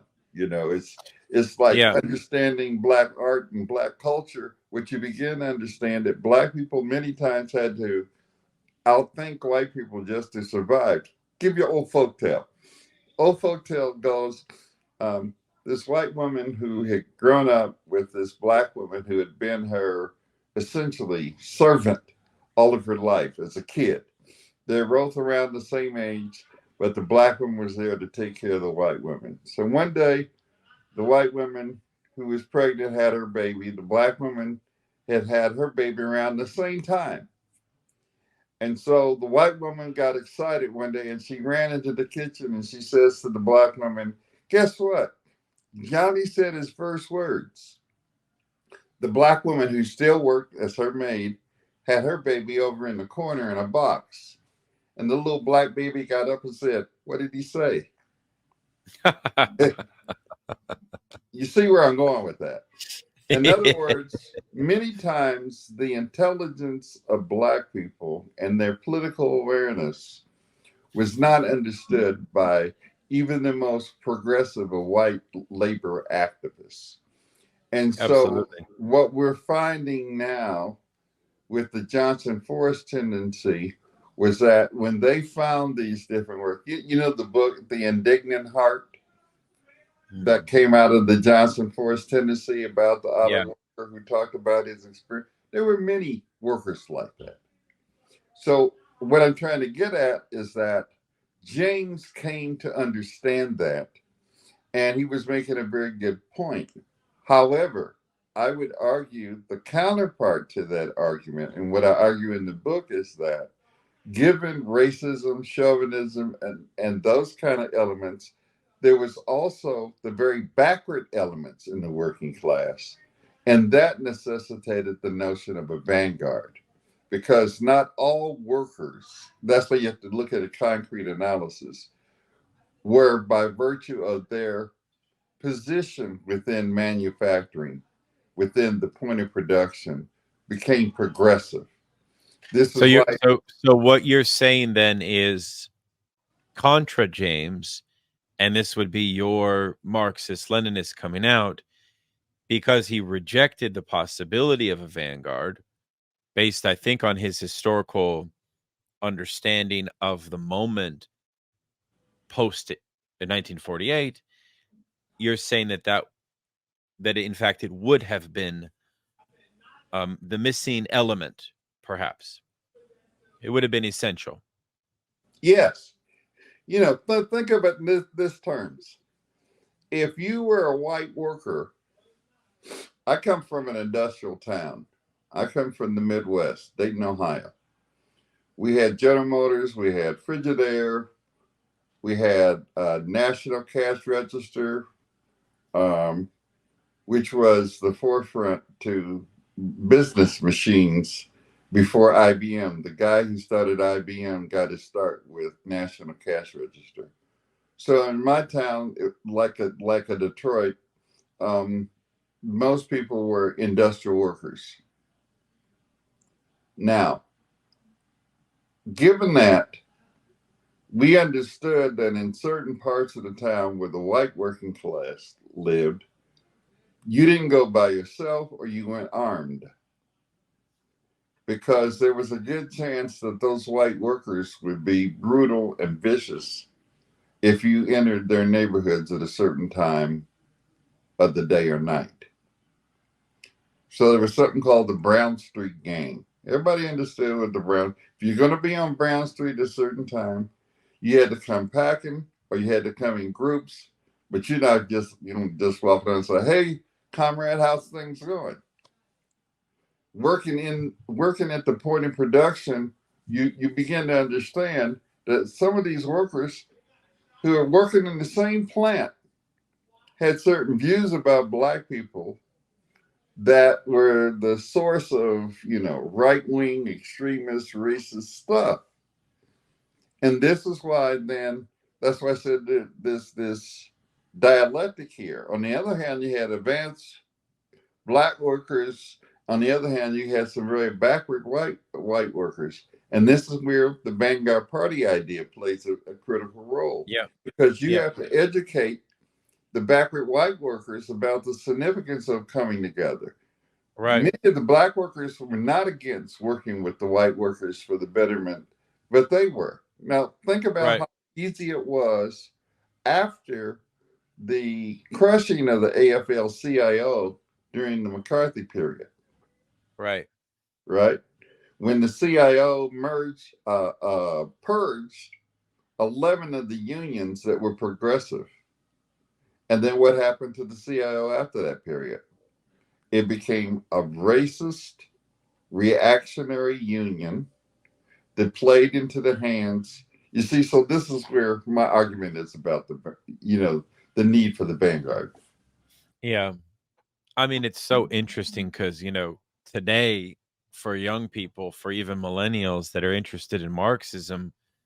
I don't know if you knew this, Professor, but there's like a growth in Marxist Leninist movements. And one of the things that's concerning about them is that some of them have a national chauvinism part of it. And it's kind of sad because Marxism Leninism should have already transcended chauvinistic attitudes or, you know, fetishistic attachments to to the nation. And so it's and very few people talk about vanguard. I mean, I do think that to even invoke that, because we live in a very liberalized political ideological world, and so people will accuse you of being elitist in a certain way.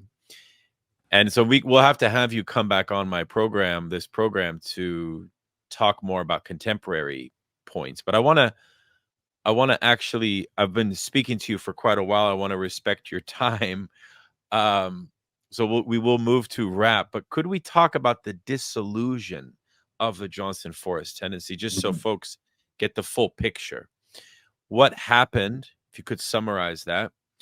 And in your book, you kind of say that James's notes on dialectics was kind of at the heart of the breakup. Is that correct? Well, I would put it this way. It wasn't necessarily at the heart of the breakup, but it was the heart of the movement, that is the Johnson Forest movement, moving towards left-Hegelianism.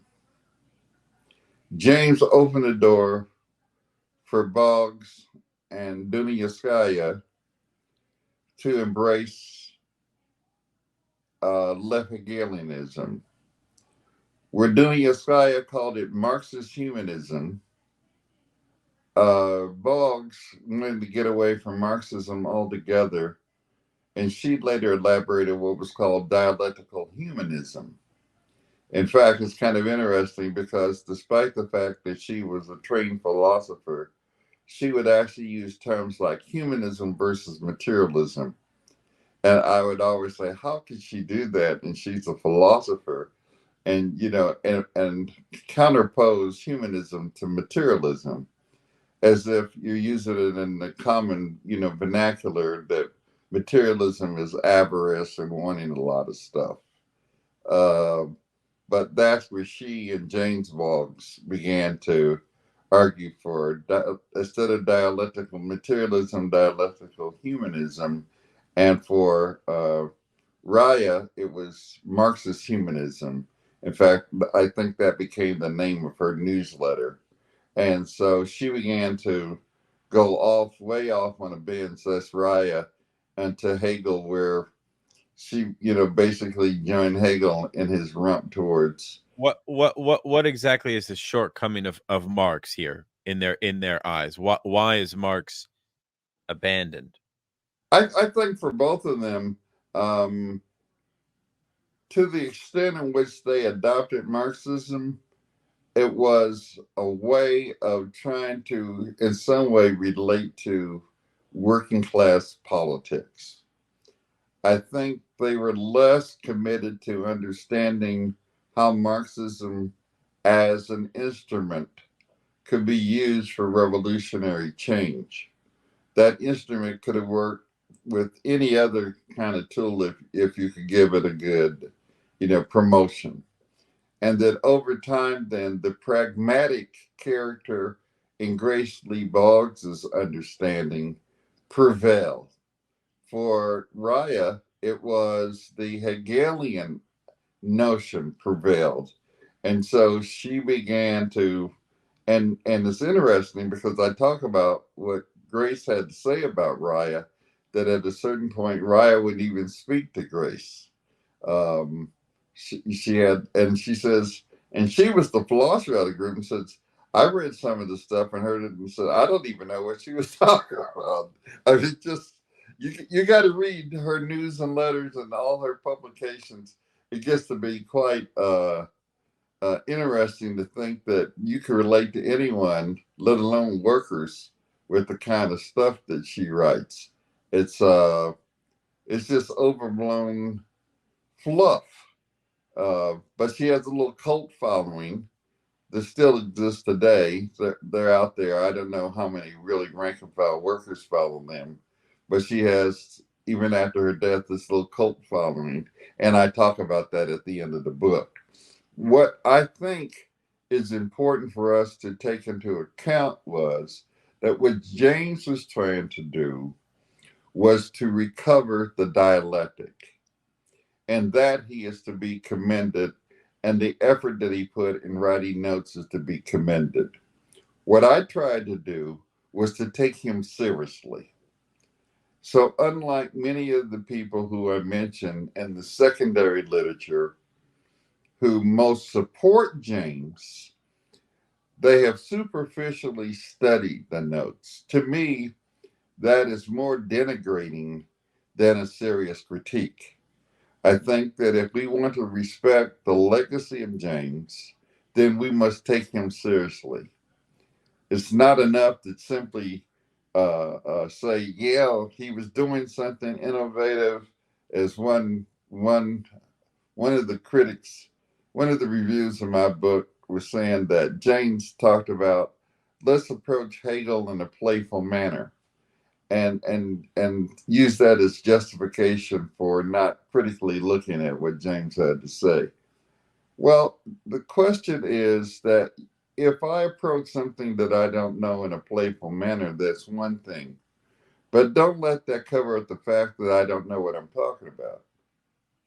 If I don't know precisely what Kant is saying and how Kant and Hegel fit within the tradition of German idealism, don't let's say we're just playing with Hegel. No, you're misunderstanding Hegel.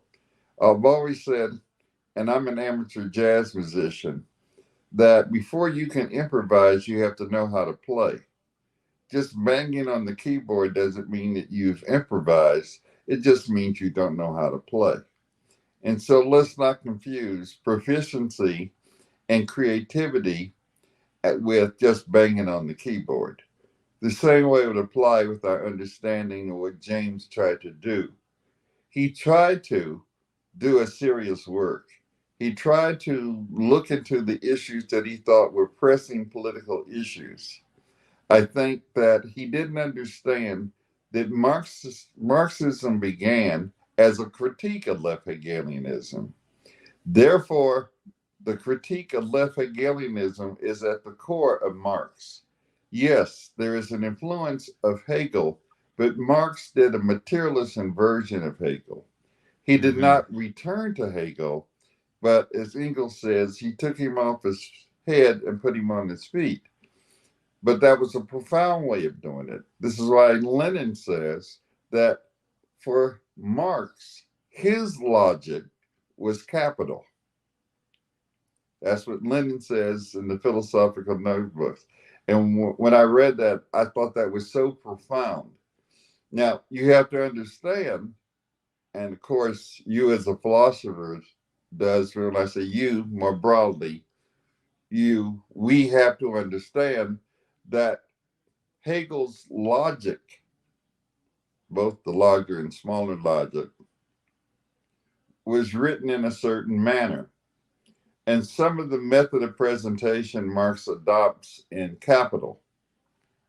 But we cannot confuse the method of presentation with the method of investigation.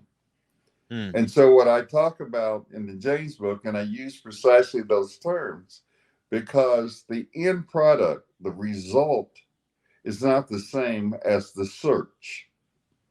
Right. And this is what Marx brings out repeatedly. When Lenin says that capital is Marx's logic, is profound because it tells us we have to understand then how Marx did this materialist inversion of the Hegelian dialectic.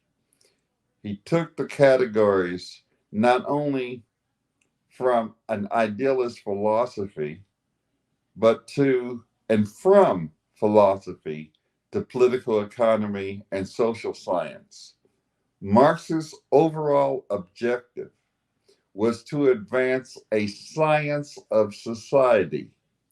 He and Engels knew full well that natural and physical science had advanced tremendously. This is why they embraced Darwin with open arms, because Darwin destroyed idealism in the biological sciences. Darwin's theory of evolution meant that teleology would no longer shape an understanding of the natural sciences. They knew that what Newton had offered had advanced the physical sciences, but the social sciences lagged behind. And so, what capital became, when Lenin says the logic of Marx, was the advancement of a science of society, which is more complex than the natural and physical sciences. But any science, as Marx would say, all science would be superfluous if the outward appearance directly corresponded with its essence. Yeah. So, as a final question, perhaps kind of inspired by all that we've talked about and the ground we've covered, what if C.L.R. James were to have gotten it right? What if C.L.R. James were to have incorporated a proper understanding of political economy, understood the relationship between Kant, Hegel, and Marx in a philosophical sense more accurately, more thoroughly, and therefore produced a manual, a strategic document, as it was? What do you think that might have looked like? Because, I think one of the beautiful things about Marxism is that its presupposition is that you do need a theorist who will get it right. And that moreover, by getting that theory and practice, that's really what we're talking about, right? By making that proper fusion, that will then have practical effects on the struggle for liberation, for freedom of humanity. And you could say the working class, but I always understand Marxism to privilege the working class, because that's a strategic understanding about the role of the working class in relationship to a possible transformation in the mode of production. It's not because the working class is somehow special, right? Mm-hmm. No, the working class is, heterogeneous, made up of all different kinds of races and ethnicities and religions and so on, men and women and so on. So my question is that, maybe it's a two-part question. Could you envision something changing historically if this intervention were to have gotten everything right? And then my second question is sort of like, do we need another effort? Like, do we need to do what James did again today? Yeah. And to take up the first part of the question, as a dialectical materialist, I recognize that it's always a process rather than an event. Right? Think about Marx writing Capital and how many times he revised it. Right? After he first published it, he came to the conclusion it wasn't quite right. So when they did another language version of it, he started revising it. That's why it took him so long just to get the first volume done, because the question of getting it right is a matter of a process rather than an event. So I think when we think of it in terms of a process, that's when we begin to think more dialectically. See, because when we think dialectically, then we know then that the moments are always part of a movement. So that the moment in which we say we got it right is the moment in which we then can improve upon what we think we got right. And when we begin to think in those terms, then we understand the limits. This is why I said finitude and fixity are not synonymous. The finite character of material existence means the possibility of moving on and advancing and making progression. So the limits, I'd like to think of James' work not in terms of right and wrong, but the limits that prevail. And then I think my own work is one way in which we can take steps forward. That's why we have to take his work seriously. You see, because it's not to condemn and say, oh, he got it all wrong.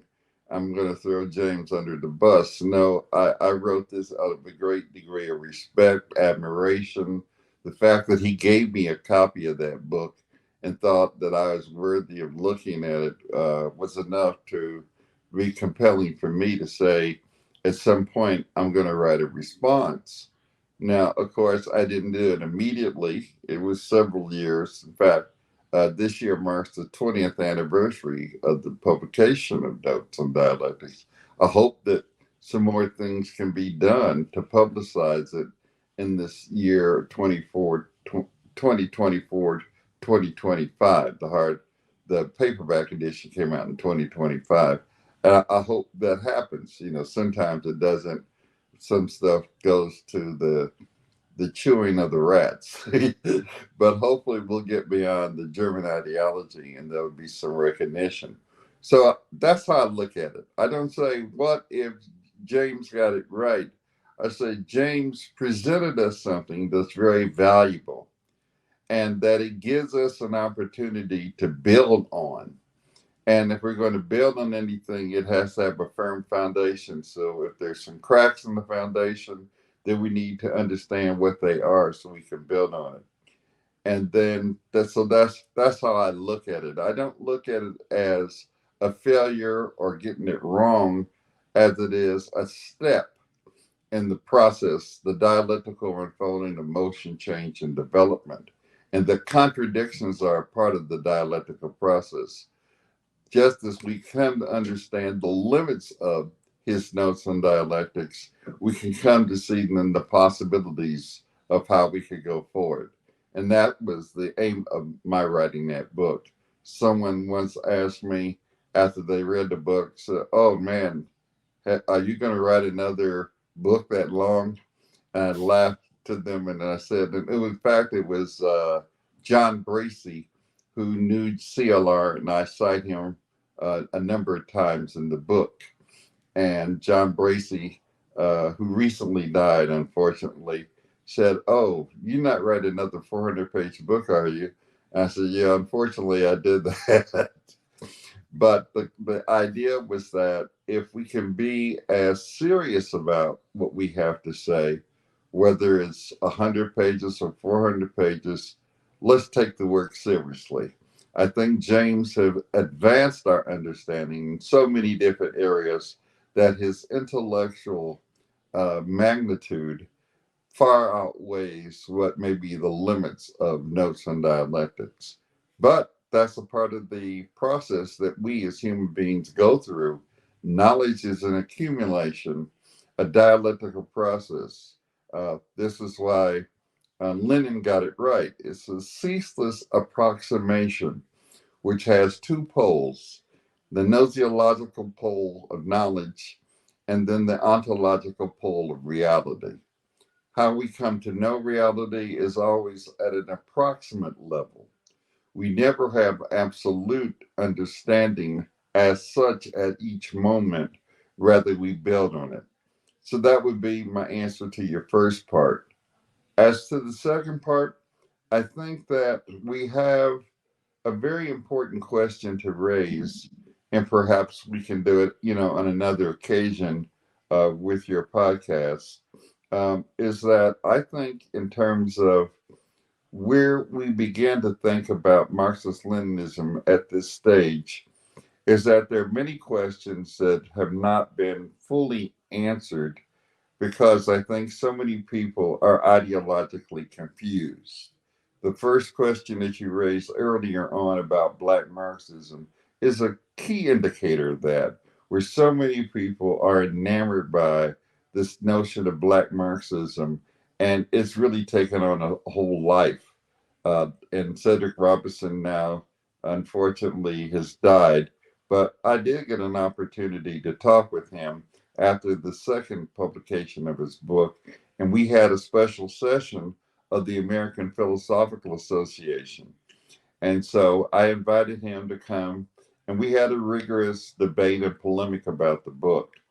And I think that kind of way of approaching it is where we need to be when we think about the question about Marxist-Leninism, vanguard parties. See, because I think one of the most crippling things in the United States in particular is the very conception of its history. And Stephen Ferguson and I are now working on a new paradigm. And the paradigm we're putting forth is that the United States has never been a multiracial nation. Rather, we argue the United States is a multinational state, profoundly different than even what most of the left has tried to argue over the years in terms of understanding and interpreting US history. When we look at it as a multinational state, we have to go back and understand why Lenin's contribution was so important, because he introduces the notion of the multinational state with respect to the Russian Empire. And hence, the Soviet Union was not Russia, but it was the Union of Soviet Socialist Republics. In other words, it was the recognition that not everyone in the Russian Empire was Russian, and that national oppression played a key role in how people were, confined within that. I argue the same is true of the United States. This has never been one nation. The whole fiction and the mythology that surrounds bourgeois ideology in the United States centers on national chauvinism and the idea that this is one nation. And so we have done considerable work uncovering that. When I say we, Dr. Ferguson and I, and we argue that the United States, even when you look at what took place after 1776, there was not even a notion among the colonial settlers that they were one nation. That's why they formed under the Articles of Confederation, where each colony had its autonomy. And only when that failed to develop an integrated political economic structure under capitalism, that people like Alexander Hamilton and others came together and said, no, we got to come up with a centralized state. And hence now we got to try to see how we can forge an ideology that would bring people together under the banner of nationalism. The fact remains the indigenous population had already been multiple nations in themselves. Right. So how do you have one nation when you have indigenous people who are made of multiple nations? How do you understand African Americans as a race rather than a nationally oppressed group who under the structures of slavery, followed by Jim Crow, segregation, white supremacy, and national oppression? How do you understand the instances of other people of color? Whiteness and the white supremacy is, in fact, a manifestation of national chauvinism. Whiteness became the litmus test as to who could belong or not belong to the dominant national group. And then the expansion westward became an imperialist project. Wipe out the indigenous population and keep going. By 1898, 2 years after the Plessy decision, which codified then the idea that Black people were not a part of the United States, because in Plessy, the idea of separate but equal was really a way of codifying the fact that Black people did not belong to what was called the United States. And that made it clear. And Plessy was 7/8 white. So being white was not a matter of just phenotype. It was a matter of where one was located in social terms.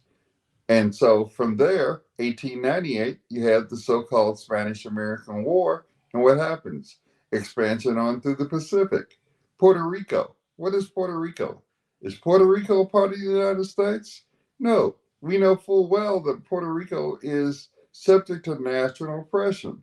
It is a colonial territory of the United States. How are we going to resolve Puerto Rico without understanding that as a national question? So, in conclusion, what I'm trying to get at, the importance of the national question, which had been liquidated by many people under this idea of the melting pot notion, Right. is what has to be addressed as we advance class struggle.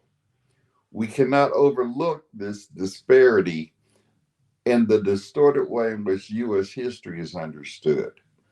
To argue that 1776 was a bourgeois revolution, in my estimation, is a false notion. Oh, There really? wasn't, yeah, call it a bourgeois democratic revolution is a false notion. What 1776 was about, who was going to have control of the surplus value. Now, if you look very carefully at all the declarations that were made by the colonialists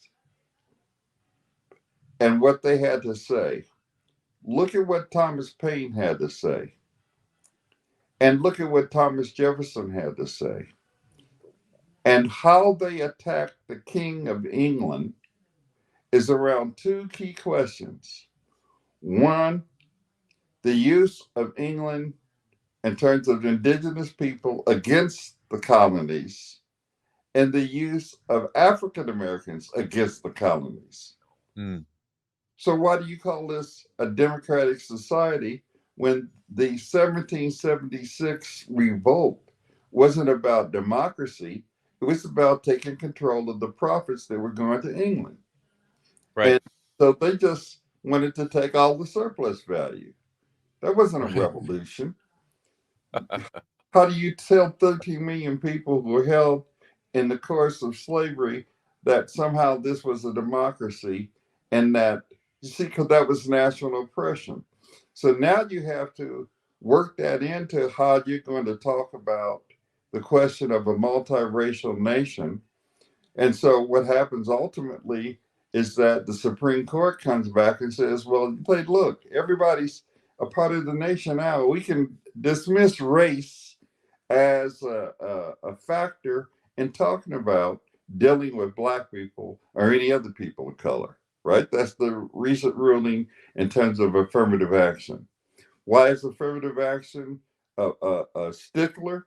It's not because it's a revolutionary idea, but it raises the question of the collective oppression of people of color. Mm. So you deny that and say, we don't want to deal with a collective group. We want to deal with individuals under a meritocracy. Right. But, but the fundamental question of national oppression is that over the course of the time in which African Americans bought into the multiracial nation notion, they bought into it and then were disappointed by the fact. I'll leave you with this. The first Black person to earn a PhD in the United States was a man by the name of Edward Boucher. Edward Boucher got his PhD from Yale University, not some Yale University, and later was a member of Phi Beta Kappa. So, in terms of bourgeois academic achievement, he was at the top. Not only did he get a PhD from there, but he was one of only five people to have a PhD in physics. And never once did he set foot within a white institution as a physics professor. That's national oppression. No matter what you do, it has nothing to do with your merits and all that. So let's take it as it is. And when we begin then to rethink that history and what it means to talk about a future which class struggle is primary, you have to give due diligence to this national question in order to have a revolutionary process. So maybe in Yeah, the future we could take up that question. I would love to. Yeah, because I have many uh there's many avenues of questions, and of course it's funny because CLR James will appear once again in that conversation because he wrote so much about that. And of course Stalin wrote a lot about that too. And it's very interesting how stridently anti-Stalinist CLR James was. It's such a consistent point. He really almost has no redemption towards Stalin, no sympathy at all, almost. Uh, and his hatred for bureaucracy, right? His hatred for the petty bourgeoisie. And I understand your point, and what I find interesting about your analysis there is that it's different because you started off in the very beginning of our conversation talking about how, as a young grad student and a young scholar, a young thinker, you were opposed to the bourgeois uh, African nationalist orientation to thinking about revolution in Africa. And now you're thinking about that same category of nationalism in this context, but you also now have a class struggle focus to your thinking, which is very interesting. So I'm imagining then you're thinking about this with still the Marxist emphasis on the working class, on the proletariat, which a lot of people don't talk about anymore. I mean, some of the most famous Marxists today aren't even really talking about the working class anymore. So I think it's very useful intervention that you got going, and I'll be sure to invite you back, and we can elaborate this and maybe even have a wider conversation with others. But I want to thank you, Professor McClendon, for your book, for your insights into CLR James. It's very unique. You kind of hinted at it, but I think the majority of CLR James scholarship is pretty much hagiographic. Yes. And, there's a place for that, maybe in biography, but not really in thinking, not really in philosophy. So you've done a good service. And I really like the book a lot. You really helped me understand Lenin and the imperial criticism, which we didn't talk about tonight, which appears in your book a lot, because you really make a strong defense of Lenin's um, materialism and imperial criticism. You support it. Yes. A lot of people don't, and a lot of people have crazy ideas about that book. And We can talk about that another time, but yeah, go well, ahead. what you'll see in my forthcoming Nkrumah book, I talk a lot about Lenin's materialism and imperial criticism because Nkrumah, the accent in his book is on the defense of materialism, and so I get into some of the more elaborate and detailed and complex issues related to materialist philosophy and science and a philosophy of science. So I actually go into Einstein and how a materialist philosophy of science and the theory of relativity correspond, and how Nkrumah treats those factors. So in my forthcoming manuscript, I go into a lot of detail there, and bring out why Lenin's work was so important. Because see, when he published that, what has to be understood is that he published that as a response to Bolsheviks. It wasn't a response to Mensheviks. It was a response to Bolsheviks, people within his own group, his own party, Mm, right. who were politically Bogdanov. correct, Yep. but philosophically wrong. Right.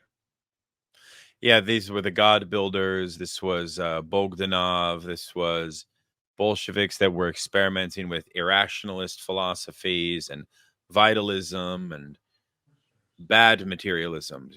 Right. And Uh, returning back to Berkeley, I mean, that was one of the key points that Lenin makes in one of the chapters, is that this is a sophisticated nonsense that's really a return to Berkeley. And he right. really, cuts that up and dissects that. But yes, that part is important because James understood the value of Lenin and materialism, imperial criticism. And it's valuable today because there was the argument put forth that Lenin is trying to address that later becomes significant in African philosophy, where Leopold Senghor argues that the revolution in science in the 20th century points to idealism. On the other hand, Nkrumah argues that the revolution of science and relativity point to materialism. So I have a whole chapter, where I address Well, that. yeah, we'll have to maybe have you back to educate us on the maybe you could say the best way into a study of African philosophy, which I will confess I do not know much about, but it would be nice for someone like yourself to offer a primer or a kind of here's where to start, Sure, because I'm majority of philosophy courses just simply don't address it. that's right. So with that, I want to thank you for your time and thank you for joining us. It was a great pleasure. It's been my pleasure. We'll Until talk next time. soon. Okay. All right, thanks everyone.